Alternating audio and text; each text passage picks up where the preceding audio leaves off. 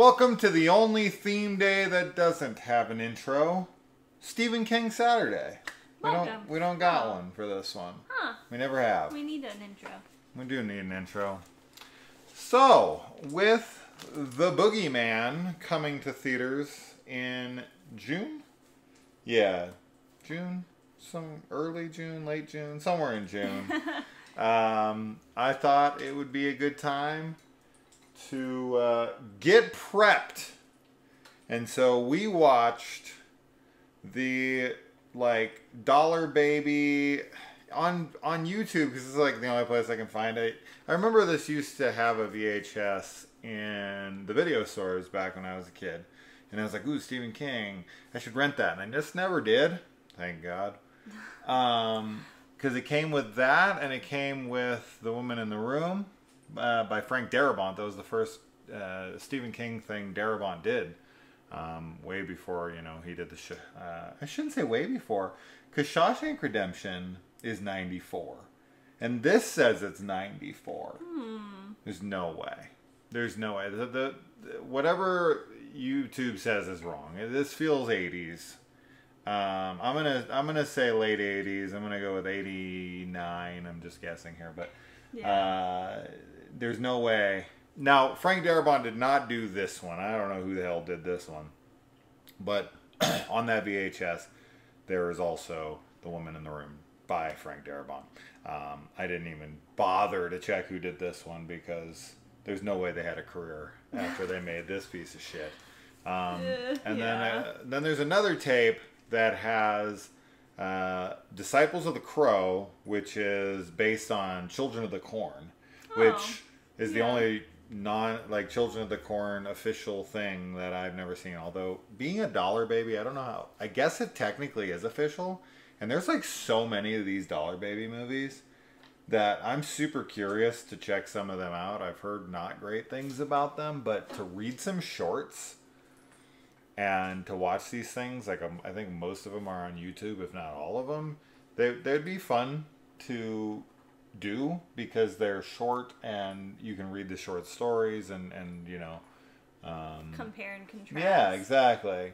So we'll definitely get into that, because Kaylee and I did read the short story The Boogeyman after we watched this, and they're pretty similar for sure, and we'll definitely discuss that. But the other one has The Disciples of the Crow, and it also has something called The Night Waiter, which wasn't written by Stephen King.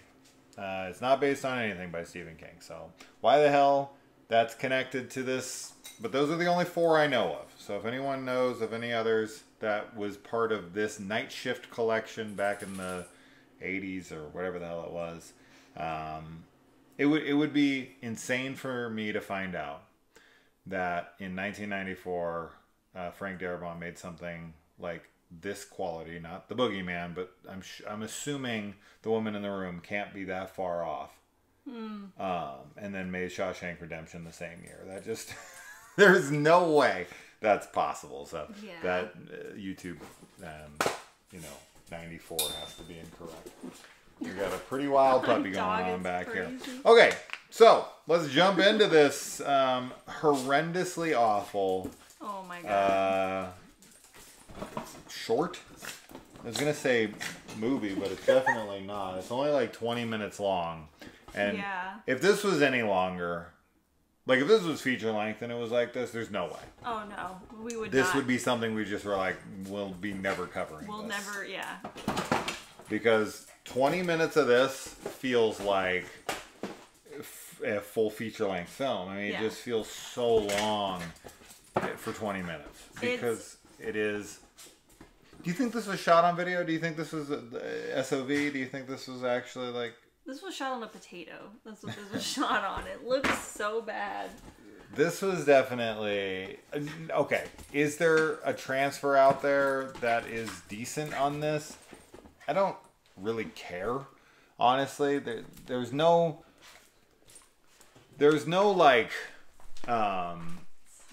No, it's okay. It's distracting as all hell. That's for damn sure. There's no transfer that's going to save this movie, right? So, comparing it to the short story, what I'll say there is that the short story definitely has one of the most like dreadful and unlikable main protagonists you could possibly imagine. Yes. I think his name is Arthur Billings. Billings, yeah. I think Arthur's correct. This dude. Oh my god. He's supposed to be like the typical like 1960s husband. Right? Yeah. Like that's because a lot of this takes place like his story because he goes back into the past. As far as this story goes, essentially it's a guy who has lost 3 children and a wife all to the boogeyman. And he's recounting this tale to a new therapist that he went to go talk to one time to get it off his chest. And he's just telling him what happened, how all 3 of his kids were killed by the boogeyman and eventually his wife.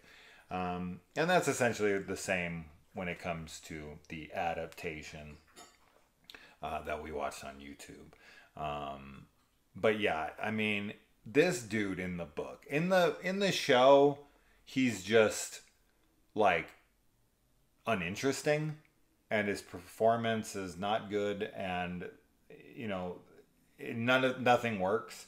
No. But in the book he's just like the guy you want to hate so much. He throws out like every racial slur. He doesn't like his kids at all. No. He's like, I don't even like. One of his babies dies, and to the therapist, he's essentially like, he says something. I'm paraphrasing, but I think it's pretty much verbatim. He's like, you know, you can't really get attached to them when they're that age. Yeah. Like, or like when they're that old. When they're that young, yeah. Yeah. And he's like, in like a couple months, like you'll forget what they look like. Yeah, I have to go like look at pictures. Yeah. To remember, and we were just like, what? I mean, to be fair, all babies look the goddamn same. No, so. okay, but no, your babies look different to you. But I'm just saying, all you got to do is just think of a baby in your head, and you pretty much, you got your baby. It's awful. He's such an asshole. He's so horrible. Yeah, he just straight up does not care that one of his kids died. Yeah. The shit he says about his wife, about knowing her place, and like beating her. Yeah, and he's stuff. like, I thought about beating her, Dude. and he's smacking the kid around, and literally like, there's a point in the book where he's talking about how he saw his kid dead. Yeah. And that the kid like had blood coming out of him and whatever, and he's like, it reminded me of one of those little gook kids. Oh my god. In Vietnam. He's like, but you like that should never happen to an American baby. Like what? Like what, what are dude? You saying? What are you saying? That's so awful. He's horrible. He's totally horrible. And like after reading uses this, the N-word like several times. Yeah, towards throughout, any black person brought up. Or like black as a color in general. Right. He uses it as like an adjective for the color black, which is awful. He's just a piece of shit. And like I was thinking like at the end of this, I'm like, okay, this has to be like an allegory for like bad parenting and like child abuse. Yeah. Because there's like no way that he didn't kill his kids and his wife. Oh, 100%. Like the way this is written, so even like, with the ending. My interpretation of this is that this dude has like PTSD from Vietnam. Right? And he talks about it like he's in the war, but he also talks about being home in the 60s. So I don't really understand that. I don't know how he knows about the gook kids over in Vietnam if he wasn't there. I guess he just saw the coverage on television. But I thought when I heard that, I was like, oh, is he like a war veteran that's like totally screwed up in the head and is like killing his family while he's like in a trance? But I don't think he was in the war, but I still stick by that he killed his family. And even with the end reveals that the therapist is the boogeyman in disguise, and he literally like Scooby-Doo's his face. Yeah. Right? He takes his face off, and it's the reverse Scooby-Doo. Yeah, where it's the monster takes the mask off, and there's a human underneath. the opposite happens here. But even with that, I was like, oh, he's just seeing the boogeyman. Because of his guilty conscience. Yeah, because he's like, because the therapist is gonna help him. And it's like a defense mechanism of like, I don't want help. Yeah. Right? The boogeyman is me. And it lives inside me. And so now I'm gonna push the boogeyman away. So, but essentially the boogeyman scares everyone to death, but they're bleeding, so I don't really understand that. They're bleeding out their ears and their back. One of them has like convulsions, the one that he's talking about. Swallows the tongue. Swallows their tongue. So I don't know. The one's like bleeding out the ear. Yeah. How do you get scared to death and bleed out your ears? That doesn't happen. I don't know. It doesn't happen. Yeah, I mean, I like the, like, visual of, like, a monster taking, like, a human mask off. And, like, you know, that sounds really cool. And I definitely... That's what happens in the Willies. Right. Yeah, that is what happens in the Willies. Mm-hmm. I definitely expect to see that kind of imagery probably in the movie when it comes out. But done much better than in the freaking 20-minute garbage. You think it'll be better than this? Dude. This masterpiece? It was so rough. The cinematography in this? That shot selection? The, like, shining bald man's head. The hairline of all of our actors in this. They go to, like, a hair club for men for auditions. Hair club for men? Everyone's hair in this movie is, like, their fucking bangs start here. I don't understand. We were talking about this, like, and I get it. Like, a lot of people do have an emotional attachment to their hair, and like balding is like, it can be tough. But it's like if your hair is there, like, isn't it better just to be totally bald than to have a look? Because like there's a different, like, balding versus just like you're bald. Like, you could just pretend like you shave your head, you know, like versus like seeing that you're losing your hair. I mean, I don't know. I don't really care what people do. Like, whatever is fine. But it makes no sense to me why you would keep some of it. I don't know. I guess they just like the hair that they have, right? Are any of you balding? Do you keep your hair like this? Explain.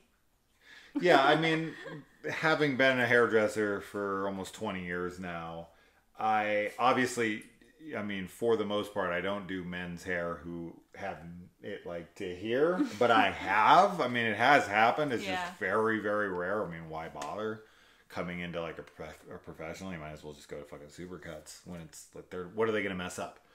But like when it's the bald patch back here, or like, you know, when the hairline's receding like pretty heavy here, like I get that, but like when it's here.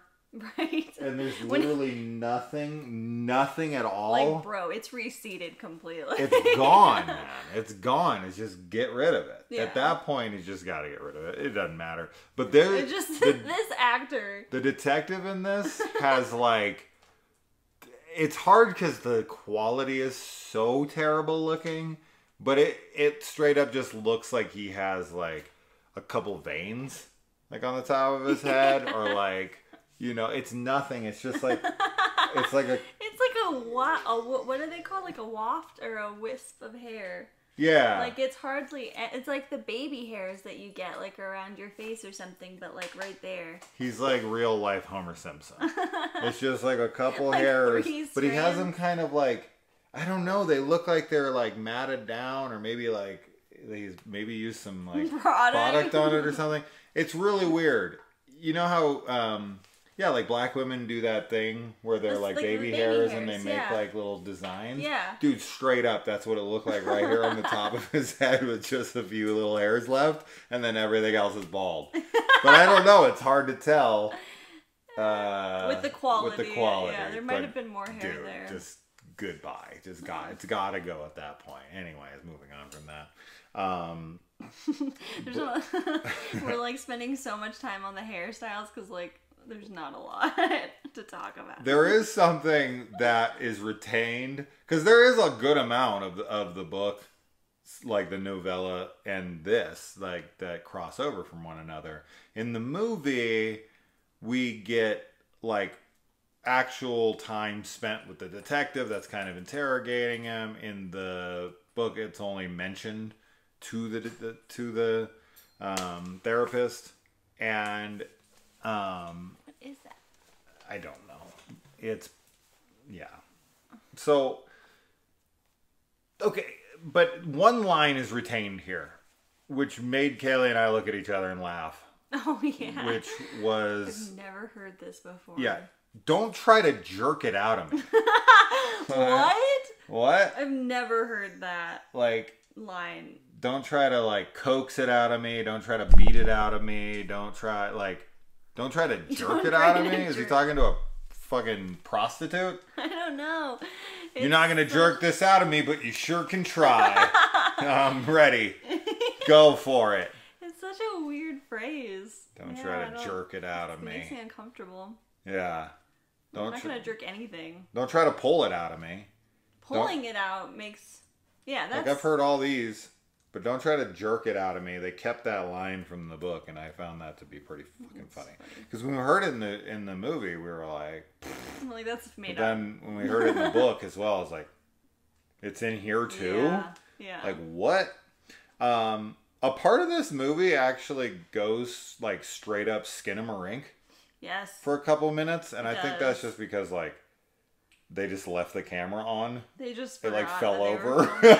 There's just some shots of like different doors in the house and like doorways and door frames and yeah. Another failure of this, and I guess this is probably true to the book, but like I don't care about his family because we never meet them or spend time with them much. Yeah. Like in the movie, we get a teeny tiny little bit with the kid and the wife, but like nowhere near enough to give a shit. And that's the same in the book. You just kind of hear about him through this horrendous, awful person, and you're like, what kind of woman would want to be with this guy? So I don't really have any interest in her. Yeah. And I don't like. I mean, the kids aren't old enough yet for me to care about them, as he says. Dude. You don't matter until you're a certain age. Before that, you can just die and I'll forget you. Non-baby features. Like, why even, like, the only reason to even take pictures of kids at that age is so you remember them if they die. Oh my God. It's so awful. It's just so awful. Yeah, it's pretty freaking ridiculous. So, and then I like that when he goes into the kid's room in the end of this movie. He's in his house, right? So there's a lot of different options. I mean, just looking around the house. Like, let's say you're not a gun owner, right? There's a lot of gun owners in the world, right? And that's fine. But if you're not a gun owner, and you go around the house, think about all the things that you have to use as a weapon. Yeah. Like, there's knives. Sure. You have any sporting equipment? Scissors. You got like a baseball bat, or scissors. Right, my Freddy glove right there. Kaylee, I could just take her by the feet and swing her around myself and use hers. I can just use you as my weapon. Sure. What is this guy option for? An attachment to his vacuum cleaner. So weird. It's such a weird thing. He like goes and gets the vacuum cleaner out and then starts dismantling it and taking the little like a long tube hose thing. He's like, I'm gonna get you, even though like multiple of my kids are dead. And those are mostly made out of like plastic, right? Like they don't. No, they're made out. Well, back then this would have been metal. Would have been made out of like aluminum or like tin or something. That's like still not like a heavy metal. I don't think. No, it isn't. Like that wouldn't be. Maybe back in the 60s, that was when they still made like thick quality like metal. Good stuff. Yeah, they probably use steel. So maybe. If it was like a steel thing, then I could. But the shit we use today.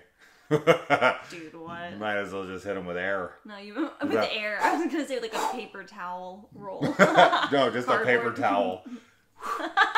Just like brushing your face. Like, that's nice. That feels good. That's pretty nice. Yeah, he grabs that and then he runs out, like the boogeyman presents itself, and he straight pieces out on the kid. He runs out the room screaming and falls down the stairs. Dude. And just leaves his kid like, you're not old enough to care about or protect yet.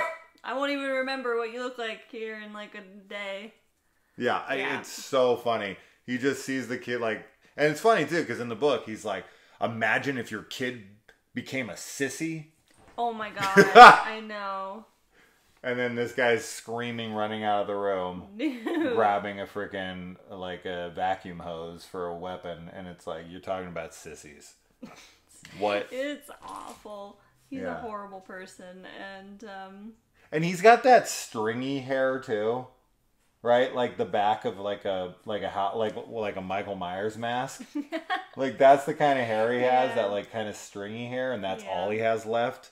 And it's like he's kind of trying to grow it long. I know. So bad. We were so caught up with this guy's hairstyle. It's just like, what are you doing? It's friggin' horrendous. Yeah, it was so bad. But yeah, so in the movie, because I didn't understand this at all, and in the book it makes it even less sense to me because it doesn't make any sense in the movie either.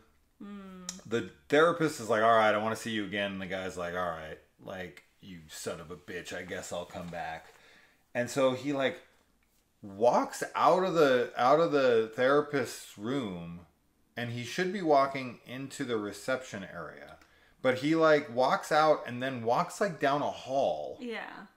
And then he gets to the receptionist desk, and he's like, where is she? It says, like, back in 5. Back on Sunday. Oh. Remember? It was like Sunday, I'm telling you. It said, like, I thought it was be back Sunday. Oh. Saturday or Sunday, but I'm almost positive it's Sunday. 100%. It's a day. It's such bad quality, though. It could have said fucking anything. But that's what I saw. It's like a magic eye or, like, freaking Rorschach test. It was just, like, back in whatever, right? Like, she's not there. She's not there. So he, like, then walks straight from that room back into the therapist. Yeah. So what was that hallway that he walks through? I don't know. Did I totally just miss-see that? I swear. He walks out of the therapist's room into a hallway. Yeah. Then into the reception area. Then from the receptionist's desk straight into the therapist. Yeah. So I don't understand where he went. Got back. Did he have to, like... Is this like one of those, like, you have to exit out here and then go back around to the office and then back through? Like, why wouldn't you take the door right to the therapist? Is that door, like, locked? I don't know. It only opens from this side. You can't go back out that way. It's the only thing that would make any sense. Sure. I don't really remember that because I just remember thinking that it was really weird, like the hallway. Like, it was just like a house that they were filming in. And I just thought it did not look like a doctor's office or a therapist's office at all. Yeah. And just that it's weird that he had to, like, walk down a hall to go to another, like, area for the nurse or the reception. Yeah. And, like, usually it's, like, right, like, the next room. Of course. Like, you go from one room to the next. So yeah, I don't remember walk down him, a hallway. like, going... but you're probably right that the geography was wonky. I don't know. I don't think that was intentional. And then he goes back into the room. Yeah. I don't know. And so, all right. Now, as far as this Sophie Thatcher, or Sophie, I think it's Sophie Thatcher from Yellow Jackets and Book of Boba Fett. She is starring in a Boogeyman adaptation. We saw the trailer. It's directed by Rob Savage, who did Host, and that one we weren't crazy about with the really annoying chick behind the wheel. There, found footage. Oh, the hell is that one called? Cam. Dash Cam. Yeah. So this is his third feature. Supposedly they had like test screenings and had to edit the footage because people were screaming too much. This is like the worst. They do this all the time. They just try to make it like it was too scary. Yeah, I've said this before and I'll continue to keep saying this. If anyone's a marketer out there for horror films or anything, this is suicide. Stop doing this. This is terrible marketing. Yeah. The like it's too scary kind of shit. No. It doesn't work. It's a terrible idea because audiences go into it wanting to hate it and then they tell all their friends it wasn't scary. Because they get these like expectations that are blown out of proportion. There was this movie that came out on Netflix that was some Spanish horror movie, Veronica, if I remember correctly. Good movie, but like they were like Netflix movie audiences are too scared to finish. Like most people can't finish the movie, blah blah blah. And so of course, as soon as it dropped, right, as soon as like within the week, it was just online, just absolutely hated because it wasn't as scary as advertised. And it's like, you just can't do it like that. You can't do like audiences. People have died in the theater from fright. And also, like, why would you cut out scary footage from a horror movie? Like, why would you want to make it less scary? Right. It's like, that doesn't make. What did you? Yeah. What did you? It's like cutting sex out of a porn. No, I said that. Yeah, the next breaking news story is gonna be like, comedy edited. Yeah. Like jokes were cut because audience was laughing too much. Like it doesn't make any sense. Show me the scariest movie. So essentially, what the report said was that there's an important piece of dialogue that's crucial to the plot, and that people were screaming through the line.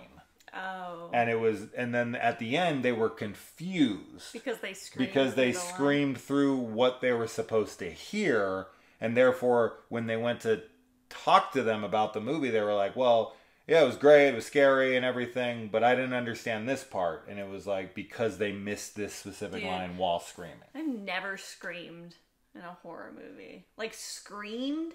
Yeah.